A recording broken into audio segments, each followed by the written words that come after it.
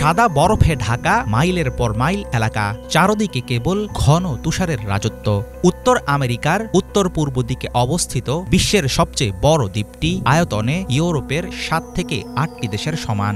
Greenland নাম হলেও রুক্ষ শীতল এখানকার প্রকৃতি।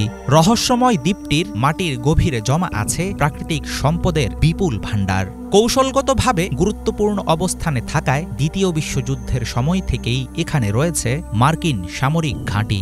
নানা সময়ে হাতবদল হলেও প্রায় 3000 কিলোমিটার দূরে বসে দ্বীপটি নিয়ন্ত্রণ করে বর্তমান মালিক ডেনমার্ক। কিন্তু দুর্গম ভূখণ্ডটির প্রতি কেন এত আগ্রহ অনেক দেশের? কি লুকানো আছে জমাট বরফের চাদরের নিচে? আর্কটিক দ্বীপ গ্রিনল্যান্ডের 80% এলাকা বসবাসের অযোগ্য। 60,000-এর কম জনসংখ্যার এই অঞ্চলে সোনা, হীরা, প্লাটিনাম, রুবির মতো দামি খনিজের পাশাপাশি রয়েছে কয়লা, ইউরেনিয়াম, লিথিয়াম, টাইটেনিয়াম সহ নানা প্রকার ধাতুর খনি।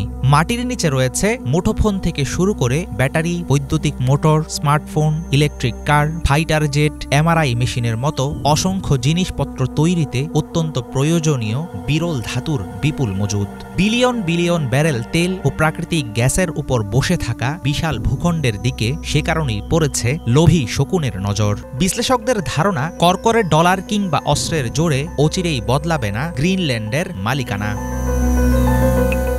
বর্তমান বিশ্বে ভূরাজনৈতিক নিয়ন্ত্রণ হাতে রাখতে বিভিন্ন খাতে স্বয়ংসম্পূর্ণ হওয়ার বিকল্প নেই। শুধু তেলের খনি নয়, ভবিষ্যতের দুনিয়ায় প্রযুক্তির লড়াইয়ে টিকতে হলে নিজেদের হাতে রাখতে হবে বিরল খনিজ সম্পদের দখল। পশ্চিমা দেশগুলোতে আগামী কয়েক দশকে যে পরিমাণ খনিজ সম্পদের প্রয়োজন হবে তার বেশিরভাগ অংশের যোগান দিতে পারবে গ্রিনল্যান্ড। ভৌগোলিকভাবে যুক্তরাষ্ট্রের কাছাকাছি হওয়ায় দ্বীপটিকে খুবই গুরুত্ব দিয়ে থাকে রাশিয়া। আমেরিকায় কখনো পরমাণু অস্ত্র হামলা করতে হলে উত্তর মেরু ও গ্রিনল্যান্ড হবে মস্কোর জন্য সবচেয়ে সহজ ও সংক্ষিপ্ত রুট। পৃথিবীর জলবায়ু উষ্ণ হয়ে ওঠার কারণে ক্রমবর্ধমান হারে গলছে গ্রিনল্যান্ডের বরফ। এখানকার মাটির নিচে জমা বেশিরভাগ খনিজ সম্পদে পড়েনি মানুষের হাত। বর্তমানে দ্বীপটিতে ড্রিলিং এবং গভীর সমুদ্রে খনন কাজ নিষিদ্ধ হলেও আগামীতে বদলে যাবে পরিস্থিতি। হাজার হাজার মাইলের আইস শিট, গ্লেসিয়ার গলে গেলে শুরু হয়ে যাবে খনিজ উত্তোলনে মাইনিং করার প্রতিযোগিতা।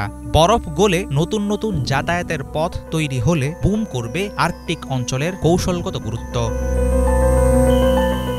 দ্বিতীয় বিশ্বযুদ্ধের ডামাডোলে কয়েক বছর গ্রিনল্যান্ড দখল করে রেখেছিল আমেরিকা।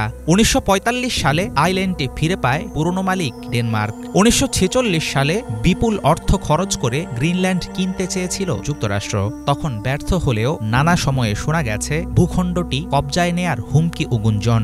আধা স্বায়ত্তশাসিত দ্বীপটি ভবিষ্যতে স্বাধীন হতে পারবে কিনা, খনিজ সম্পদে নির্ভর করে কতটুকু বদলাতে পারবে ভাগ্য, সবকিছু এখনো অনিশ্চিত। তবে নানা কারণে অচিরেই গ্রিনল্যান্ড হয়ে উঠতে পারে আন্তর্জাতিক ভূরাজনীতির গুরুত্বপূর্ণ এক অংশ। হাফিজুল ইসলাম, বাংলা ভিশন।